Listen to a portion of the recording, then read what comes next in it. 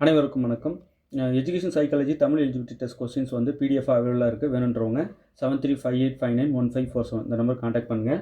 அதுக்கப்புறம் ஒரு 3 புக்லெட் வந்து ஹேண்ட் ரிட்டன் புக்லெட் அவைலபிளாக இருக்குது. இது நியூமெரிக்கலுக்கும் கிளாசிக்கலுக்கும், இது வந்து பிஜிடிஆர் மேக்ஸுக்கு, இது வந்து டிஎன் செட்டுக்கு. ஆனால் இந்த 3 புக்லெட்டுக்குமே பிஜிடிஆர் மேக்ஸுக்கு படிச்சுட்டு தான் போகணும், விட்டு போகக்கூடாது. நான் அனுப்புகிற இந்த 3 புக்லெட்லையும் ஒரே கேள்வியோட விடாமல் விடையை தெரிஞ்சுக்கிட்டு தான் தேர்வுக்கு போகணும். எப்படி வந்ததுன்ற விடையை தெரிஞ்சுக்கிட்டு தான் தேர்வுக்கு போகணும். பெரிய சப்போர்ட்டாக இருக்கும். இந்த 3 புக்லெட் வேணுன்றவங்க இந்த நம்பர் காண்டாக்ட் பண்ணுங்கள். உங்களுக்கு போஸ்ட்லேயும் அனுப்புகிறோம், இல்லை பிடிஎஃப் பண்ணாலும் தரோம். ஓகே, வாங்கி படிக்கலாம். இப்போது education psychology Tamil eligibility test questions PDF எனக்கு கொடுங்க சார் அப்படின்றவங்க 7358591547 இந்த நம்பர் காண்டாக்ட் பண்ணுங்கள். இப்போ 81வது வினாவிலிருந்து நம்ம பார்க்க போகிறோம். எஜுகேஷன் சைக்காலஜியில் பிரிட்டிஷ் இந்தியாவின் முதல் பெண் சட்டமன்ற உறுப்பினர் முத்துலட்சுமி ரெட்டி. பிரிட்டிஷ் இந்தியா இருக்கு இல்லையா, முதல் பெண் சட்டமன்ற உறுப்பினர் பிரிட்டிஷ் இந்தியாவில் நான் சொல்லிகிட்டு இருக்கேன். யாருன்னா முத்துலட்சுமி ரெட்டி. அதுவே மதராஸ் சட்டமன்றம் இருக்கு இல்லையா, மதராஸ் சட்டமன்றத்தின் முதலாக தேர்ந்தெடுக்கப்பட்ட பெண்மணி ருக்மணி லட்சும்பதி. ருக்மணி லட்சும்பதி. இது பிரிட்டிஷ் இந்தியாவுடைய முதல் சட்டமன்ற உறுப்பினர், பெண் சட்டமன்ற உறுப்பினர் முத்துலட்சுமி ரெட்டி. ஓகே, இவங்க கேட்குறது மதராஸ் சட்டமன்றத்தில் பிரிட்டிஷ் இந்தியாவிலையா, அது பாருங்கள். மதராஸ் சட்டமன்றத்தில்னா ருக்மணி லட்சும்பதி. பிரிட்டிஷ் இந்தியாவில் முதல் சட்டமன்ற பெண் உறுப்பினர் வந்து முத்துலட்சுமி ரெட்டி. ஓகே, ருக்மணி லட்சும்பதிக்கும் முத்துலட்சுமி ரெட்டிக்கும் வித்தியாசம் நல்லா தெரிஞ்சுக்கங்க. ருக்மணி லட்சும்பதி மதராஸ் சட்டமன்றத்தில் முதலாக தேர்ந்தெடுக்கப்பட்ட பெண்மணி. பிரிட்டிஷ் இந்தியாவின் முதல் பெண் சட்டமன்ற உறுப்பினர் முத்துலட்சுமி ரெட்டி. ஓகே, வந்து வித்தியாசம் இருக்கணும், தெரிஞ்சுக்கணும். பெண் கல்விக்கு முக்கியத்துவம் கொடுத்து நிறைய கொஸ்டின்ஸ் கேட்பாங்க, உஷாராக பார்த்து வச்சுக்கிறது ரொம்ப நல்லது. அடையாற்றில் புற்றுநோய் மருத்துவமனையை தொடங்கியவர் முத்துலட்சுமி ரெட்டி. அடையாற்றில் புற்றுநோய் மருத்துவமனையை தொடங்கியவர் முத்துலட்சுமி ரெட்டி. சீர்திருத்த பெண்மணிகள் எனும் நூலை எழுதியவர் ராமாமிர்தம் அம்மையார். சீர்திருத்த பெண்மணிகள் என்ற நூலை எழுதியவர் ராமாமிர்தம் அம்மையார். இதை தினமும் எழுந்து ஒரு 5 நிமிஷத்தில் 100 கொஸ்டினையும் 5 நிமிஷத்தில் ஒரு வாட்டி வாசி தினமும் வாசி பாருங்கள். எல்லாத்தையும் ஏரியா கவர் பண்ணி 100 கொஸ்டின் எடுத்து வச்சுருக்கேன். இந்த 100 கொஸ்டின் பிடிஎஃப் எனக்கு அனுப்புங்கன்றவங்க காண்டாக்ட் பண்ணுங்கள். 7358591547. சார், தமிழ் எலிஜிபிலிட்டி 150 கொஸ்டின் இருக்குது, அதுவும் வேணுன்றவங்க காண்டாக்ட் பண்ணுங்கள், உங்களுக்கு அனுப்பி வைக்கிறோம் பிடிஎஃபாகவே. சென்னை மாநகரத்தில் நியூ இந்தியா பத்திரிகையை தொடங்கியவர் அன்னி பெசன்ட். சென்னை மாநகரத்தில் நியூ இந்தியா பத்திரிகையை தொடங்கியவர் அன்னி பெசன்ட் அம்மையார். அடுத்தது, குழந்தைகளின் சிந்தனை வளர்ச்சியை அறிவியல் திறன்கள் மூலம் ஆய்வு செய்தவர் ஜீன் பியாஜே.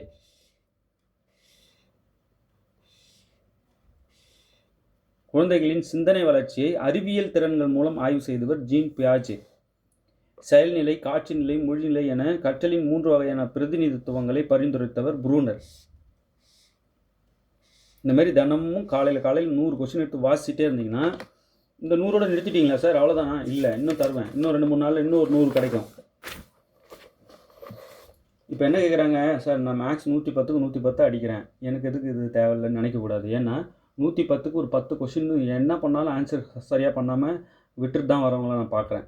100 கொஸ்டின்னா கூட அப்போ எல்லாருமே 110க்கு 110 அடிக்கிற மேக்ஸ் ஜாம்பவான்கள் போய் 110 அடிச்சிங்கன்னா 100 வந்து நிற்கிறீங்க.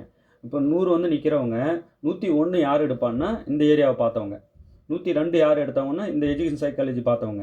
ஸோ எஜுகேஷன் சைக்காலஜி ஒரு கொஸ்டின் 2 கொஸ்டின் நமக்கு தெரிஞ்சால் கூட பல 100-200 பேரை பின்னுக்கு தள்ளலாம், ரேங்க் வந்து முன்னாடி ஏறுவோம். ஸோ இது தவிர்த்துட்டு போகிறது முட்டாள்தனம். இதை விடக்கூடாது. ஒரு வாட்டி வாசிட்டாவது போயிடணும். அங்கே தெரிஞ்ச நீங்கள் அடிக்கிற 30 கேள்வியில் ஏன் ஜிகே கூட 10 கேள்வி தெரிஞ்சதில் 1-2 கரெக்டான எவ்வளோ யூஸ்ஃபுல்லாக. ஸோ ஃப்ளூக்கில் அடிக்கிறத விட தெரிஞ்சு சார் நான் போட்டேன், எளிமையாக படிச்சுட்டு போனது 1-2 வந்தது போட்டேன்னா அது பெரிய சப்போர்ட். அதை பற்றின ஐடியாவே இல்லாமல் போனீங்கன்னா ஒன்றும் பண்ண முடியாது. ஸோ அதுக்கு தான் ஒரு 100 கேள்வி படிச்சுட்டு போங்க. நல்லா ஃபோன்லேயே வச்சுக்கோங்க, அப்பப்போ ஸ்க்ரோல் பண்ணி வேகமாக ஆன்சர்ஸ் பார்த்துனே இருங்களேன், மைண்டில் அப்படியே உட்காந்துரும். உணர்வுபூர்வ நுண்ணறிவை கூறியவர் டேனியல் கோல்மன். உணர்வுபூர்வ நுண்ணறிவு வேற, உணர்வுபூர்வ நுண்ணறிவு வேற. உணர்வுபூர்வ நுண்ணறிவுன்னா டேனியல் கோல்மன். ADDIE என்பதன் விரிவாக்கத்தில் இ என்பது மதிப்பீடு, எவால்யூவேஷன் சொல்லுவாங்க.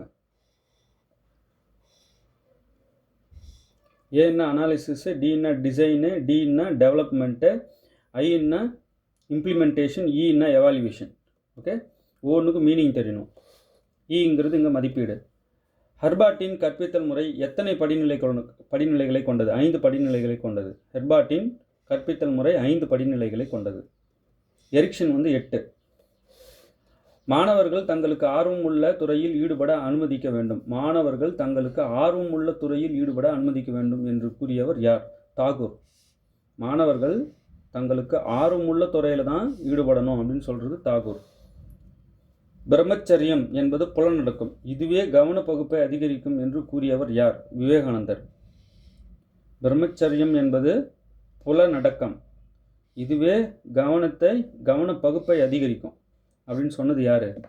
விவேகானந்தர்.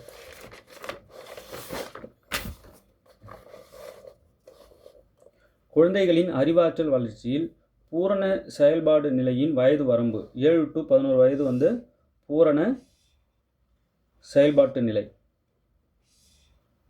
குழந்தைகளின் அறிவாற்றல் வளர்ச்சி இருக்கு இல்லையா, அதில் பூரண செயல்பாட்டு நிலை 7 to 11 வயசு நம்ம சொல்லுவோம். அந்த வயது வரம்பு தான் கேட்குறாங்க.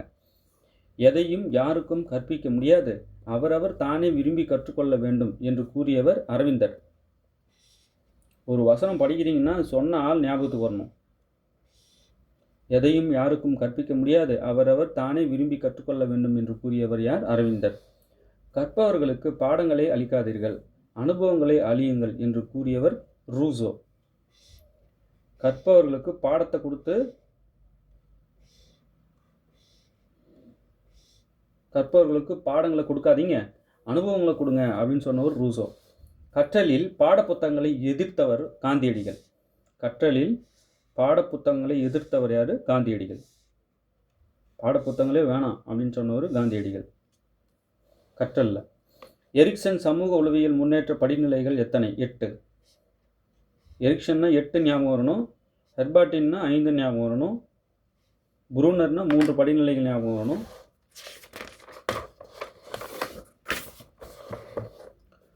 கற்றல் என்பது என்ன? அனுபவங்கள் மூலம் நடத்தையில் மாற்றம். அனுபவங்கள் மூலம் நடத்தையில் மாற்றம் தான் கற்றல்.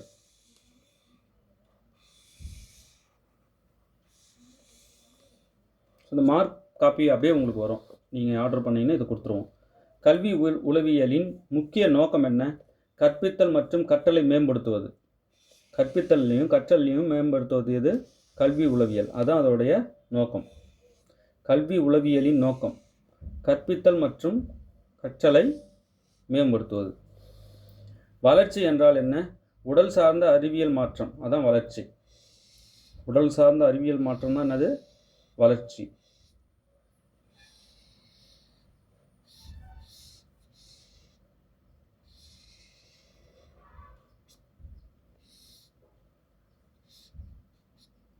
வளர்ச்சி என்றால் என்ன? உடல் சார்ந்த அறிவியல் மாற்றம். கல்வி உளவியலின் நோக்கம் என்ன? கற்பித்தலையும் கற்றலையும் மேம்படுத்துவது. கற்பித்தலையும் கற்றலையும் மேம்படுத்துவது. வளர்ச்சி என்றால் என்ன? உடல் சார்ந்த அறிவியல் மாற்றம், அதான் வளர்ச்சி. ஊக்கம் என்றால் என்ன? கற்றலை ஊக்குவிக்கும் ஒரு செயல்முறை. கற்றலை ஊக்குவிக்கும் ஒரு செயல்முறை தான் ஊக்கம்.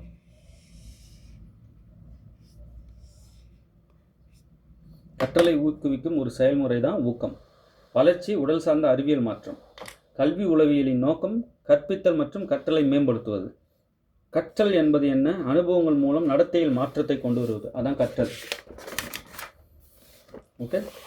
எரிக்சன் சமூக உளவியல் முன்னேற்ற படிநிலைகள் 8. எரிக்சனின் சமூக உளவியல் முன்னேற்ற படிநிலைகள் 8. கற்றலில் பாட புத்தகங்களை எதிர்த்தவர் காந்தியடிகள். கற்பவர்களுக்கு பாடங்களை அளிக்காதீர்கள், அனுபவங்களை அளியுங்கள் என்று கூறியவர் ரூசோ. குழந்தைகளின் அறிவாற்றல் வளர்ச்சியில் பூரண செயல்பாட்டு நிலையின் வயது வரம்பு 7 to 11 வயசு. ஓகே. இந்த மாதிரி நீங்கள் டெய்லி இந்த 100 கேள்வி படிச்சுட்டே இருந்தீங்கன்னா இதிலிருந்து ஒரு 5 கேள்வி வராதவங்களுக்கு பெரிய சப்போர்ட்டாக இருக்காதா? நான் என்னன்றேன், எல்லா ஏரியாவும் கவர் பண்ணி தான் இப்போ கேட்டுட்ருக்கேன்.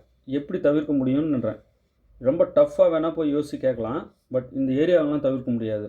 ஸோ இதை அப்படியே ஃபோனில் வச்சுக்கின்னு கூட இல்லை பிரிண்ட் எடுத்து கையில் வச்சுக்கிட்டு தினமும் ஒரு தடவை பார்த்துறது ரொம்ப நல்லது. 100 வினாக்கள் தயாராக உள்ளன. எதுக்கு? ரொம்ப முக்கியமான கேள்விகள் எல்லா ஏரியாவும் கவர் பண்ணியிருக்கோம். எஜுகேஷன் சைக்காலஜியில் தமிழ் எலிஜிபிலிட்டியில் 150 கொஸ்டின்ஸ் இருக்குது. ரொம்ப முக்கியமானது பார்த்து எடுத்து வச்சுருக்கோம். வேணுன்றவங்க வாங்கி படிங்க. வேணுன்றவங்க 7358591547 இந்த நம்பருக்கு கான்டாக்ட் பண்ணுங்கள். ஓகே. தேர்வில் வெற்றி பெற வாழ்த்துக்கள். தேங்க்யூ.